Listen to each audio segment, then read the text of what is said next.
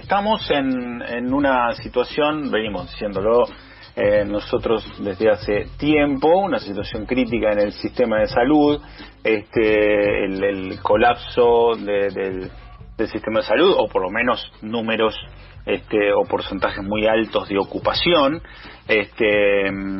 y bueno, está a niveles récords.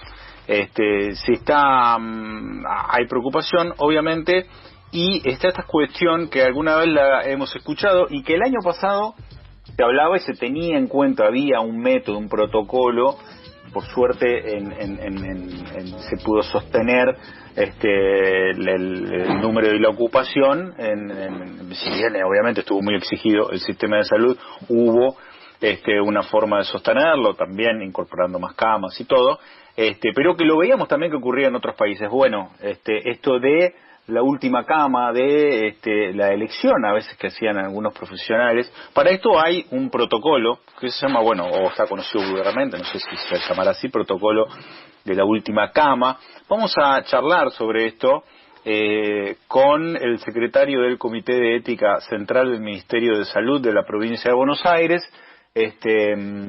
Carlos Burger. ¿Qué tal, Carlos? Muchas gracias por atendernos. ¿Qué tal? Buenas tardes. Un gusto poder charlar de este tema tan complicado, ¿no?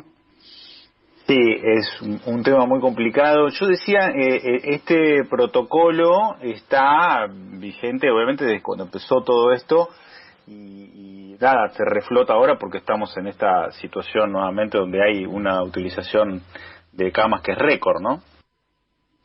Sí, en realidad se lo conoce hoy en día como una novedad, ¿no es cierto? Y se le suele decir protocolo de última cama, cuando en realidad es un protocolo de asignación equitativa de recursos en salud en terapia intensiva. Generalmente los médicos intensivistas están acostumbrados a trabajar con estos protocolos. De hecho, ocurre, y es uno de los criterios para poder ingresar a una terapia, por ejemplo, la reversibilidad del cuadro, la gravedad, el deterioro de la calidad de vida, porque en la medida en la cual estemos frente a un paciente en esas condiciones, no sería ético ni equitativo incorporarlo. Lo que ocurre es que, con motivo de la pandemia, aparece una amenaza donde este escenario podría llegar a ser posible, y es entonces cuando se reflotan estos protocolos que, reitero, ya se aplicaban para cualquier ingreso en terapia, pero ahora se trató de redactar un protocolo desde el Ministerio de Salud de la Nación que sería específico para COVID. Pero los principios son más o menos similares que en cualquier otra asignación equitativa de recursos en salud. Carlos, en relación a esta situación, no se ha llegado en ningún caso en el ámbito de la provincia de Buenos Aires, bueno, creo que en el país, pero hablando específicamente de la provincia de Buenos Aires y del AMBA, que siempre se ha temido tanto por la alta ocupación, sobre todo en esta segunda ola, y el índice de mortalidad también muy alto, que no se ha llegado a utilizar nunca, por suerte, ¿no?, este protocolo. Es así, sí. Afortunadamente no se ha utilizado. Nosotros, desde el Comité de Ética Central, tenemos una red de comités de bioética clínica asistencial, un total de 66 hoy en día registrados ante el Ministerio. Estamos en constante comunicación. De hecho, hoy tuvimos una reunión con dos regiones que son muy importantes, la quinta y la sexta, y hemos planteado justamente lo que me está preguntando, es decir, si ha habido necesidad de plantearlo o no, qué protocolo fue aplicado. Afortunadamente por ahora no, pero nosotros desde la ética actuamos siempre desde la prevención. Preferimos tener equipos preparados, que esperamos que no tengamos que utilizar este tipo de protocolos, pero bueno, los protocolos es una manera de estar prevenido, ¿no? Hasta ahora no hemos tenido que utilizarlos. Sí hemos tenido muchas consultas de hospitales que nos piden recursos, me refiero en la toma de decisión, por ejemplo, el documento del protocolo, formularios de consentimiento informado, y no solo en relación a lo que es la asignación de recursos, sino, por ejemplo, uso compasivo de medicamentos, que está siendo muy utilizado en el COVID porque no hay cura para la enfermedad. Todo esto genera un debate ético, legal, que merece una documentación clínica, y eso los hospitales nos lo piden, y nuestro rol es asesorarlos, darles los documentos que deben tener presentes en la toma de decisiones. Entonces, ese tipo de consultas las hemos tenido como para estar preparados, pero no nos han llegado consultas ni planteo de casos específicos donde haya ocurrido. Afortunadamente, hasta ahora no pasó. Allí en ese protocolo, digamos, existen criterios y algunas cuestiones que son las que se deben tener en cuenta. ¿Cómo se construye un protocolo de ese tipo, digamos? Bien, muy buena pregunta.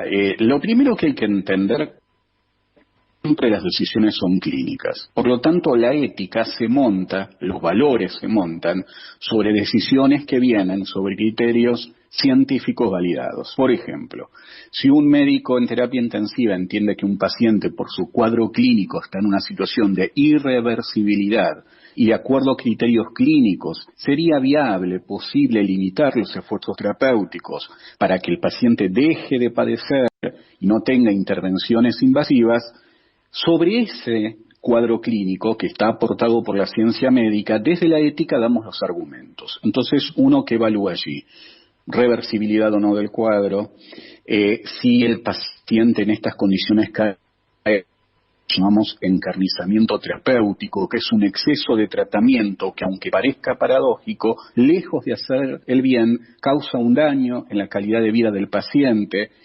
Muchos preguntan si la edad es un criterio. En realidad la edad no es un criterio, es un criterio más en todo caso, porque siempre se decía, pero entonces una persona de avanzada edad tendría menos derecho a. En realidad no es ético ni equitativo hablar en esos términos, porque hay que pensar, por ejemplo, que el COVID, desde el comienzo, fue una patología que afectó a personas con edades avanzadas.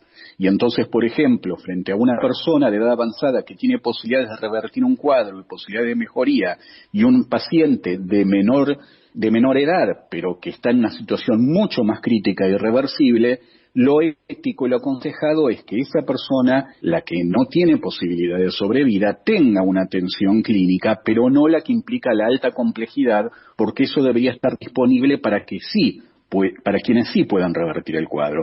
Por lo tanto, es un sistema bastante complejo en cuanto a criterios, uno solo, pero sí tiene que quedar muy en claro que el paradigma fundamental que está de por medio en la toma de decisiones, además de la parte clínica y sobre todo desde la ética, es un marco respetuoso de los derechos de los pacientes, de la dignidad de los derechos humanos. ¿Bien?